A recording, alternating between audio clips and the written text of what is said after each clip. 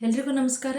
ಸ್ನೇಹಿತರೆ, ಇವತ್ತು ಎಷ್ಟೋ ಜನ ಪಾಲಕರು ತಮ್ಮ ಮಕ್ಕಳ ಬಗ್ಗೆ ತುಂಬ ಕಂಪ್ಲೇಂಟ್ಸ್ ಹೇಳ್ತಿರ್ತಾರೆ. ನನ್ನ ಮಗ ಮೊಬೈಲ್ಗೆ ತುಂಬ ಅಡಿಕ್ಟ್ ಆಗಿದ್ದಾನೆ, ನನ್ನ ಮಗಳು ತುಂಬ ಟಿ ವಿ ನೋಡ್ತಾಳೆ, ಇದರಿಂದ ಹೆಂಗೆ ಬಚಾವ್ ಮಾಡೋದೇ ನಮಗೆ ಗೊತ್ತಾಗ್ತಾ ಇಲ್ಲ. ಎಷ್ಟೋ ಜನ ಪಾಲಕರು ಹೇಳ್ತಿರ್ತಾರೆ. ಹಾಗಾದರೆ ಮೊಬೈಲ್ ಟಿ ವಿ ನೋಡೋದು ತಪ್ಪಾ? ಇದ್ರ ಬಗ್ಗೆ ನಾವು ವಿಸ್ತಾರವಾಗಿ ತಿಳ್ಕೊತಾ ಹೋಗೋಣ, ಸರಿನಾ ತಪ್ಪಾ ಅನ್ನೋದು ಆಮೇಲೆ. ಆದರೆ ಕೆಲವೊಂದು ಸೆಷನ್ನಲ್ಲಿ ಇದ್ರ ಬಗ್ಗೆನೇ ಮಾತಾಡೋಣ. ಆದರೆ ಈಗ ಸದ್ಯಕ್ಕೆ ಆ ಥರ ನೋಡ್ಲಿಕ್ಕೆ ಕಾರಣ ಯಾರು? ನಾವೇ ಅಲ್ವಾ? ಈಗ ನಾನೊಂದು ಕೈಲಿ ಮೊಬೈಲ್ ಇಟ್ಕೊಂಡು ನನ್ನ ಮಗಳಿಗೆ ಹೇಳಿದ್ರೆ ಮೊಬೈಲ್ ನೋಡೋದು ತಪ್ಪು, ನೋಡಬೇಡ ಜಾಸ್ತಿ ಅಂದರೆ ಎಷ್ಟು ನಾಚಿಕೆ ಆಗುತ್ತೆ ಅಲ್ವಾ? ಯಾಕೆ ಅಂದರೆ ಮಕ್ಕಳು ನಾವು ಮಾಡಿದ್ದನ್ನು ಮಾಡ್ತಾರೆ, ನಾವು ಹೇಳೋದನ್ನ ಅಲ್ಲ. ಅದಕ್ಕೆ ಅವರಿಗೆ ಒಳ್ಳೆ ಒಳ್ಳೆ ಕತೆಗಳನ್ನು, ಒಳ್ಳೆ ಒಳ್ಳೆ ಹಾಡುಗಳನ್ನು ಅವರಿಗೆ ಹೇಳ್ತಾ ಹೋಗಬೇಕು.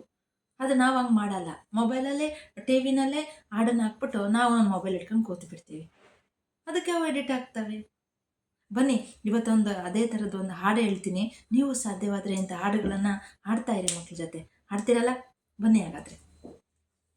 ಸೇವಂತಿಗೆ ಚೆಂಡಿನಂತ ಮುದ್ದು ಕೋಳಿ, ತಾಯಿ ಮಡಿಲಿನಲ್ಲಿ ಬೀಡು ಬಿಟ್ಟ ಮುದ್ದು ಕೋಳಿ. ಸೇವಂತಿಗೆ ಚೆಂಡಿನಂತ ಮುದ್ದು ಕೋಳಿ, ತಾಯಿ ಮಡಿಲಿನಲ್ಲಿ ಬೀಡು ಬಿಟ್ಟ ಮುದ್ದು ಕೋಳಿ. ಅಮ್ಮನಿತ್ತದೆ ಅಮೃತ ಎನ್ನುವ ಕೋಳಿ, ಅಮ್ಮನಿತ್ತದೆ ಅಮೃತ ಎನ್ನುವ ಕೋಳಿ, ಒಳ್ಳೆ ನೆಲ್ಮೆಯಿಂದ ಬೆಳೆದು ಬಂದ ಮುದ್ದು ಕೋಳಿ.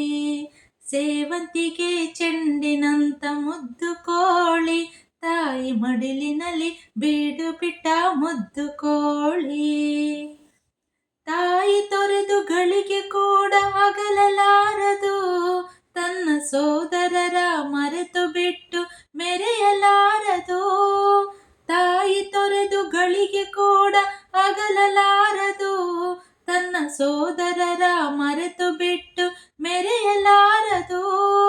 ಜಾಣ ಮರಿ ಮುದ್ದು ಕೋಳಿ ಮಾತನಾಡದು, ಜಾಣ ಮರಿ ಮುದ್ದು ಕೋಳಿ ಮಾತನಾಡದು.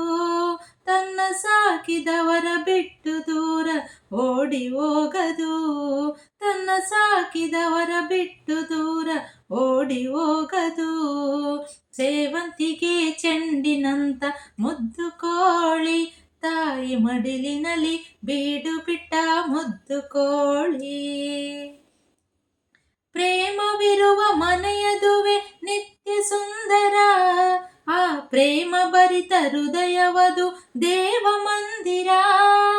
ಪ್ರೇಮವಿರುವ ಮನೆಯದುವೆ ನಿತ್ಯ ಸುಂದರ, ಆ ಪ್ರೇಮ ಭರಿತ ಹೃದಯವದು ದೇವ ಮಂದಿರ.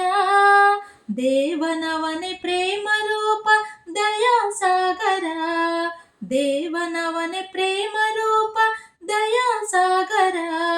ಆ ದೈವ ರಕ್ಷೆ ಕಾವುದೆಲ್ಲ ಪ್ರೇಮ ಜೀವರ, ಆ ದೈವ ರಕ್ಷೆ ಕಾವುದೆಲ್ಲ ಪ್ರೇಮ ಜೀವರ.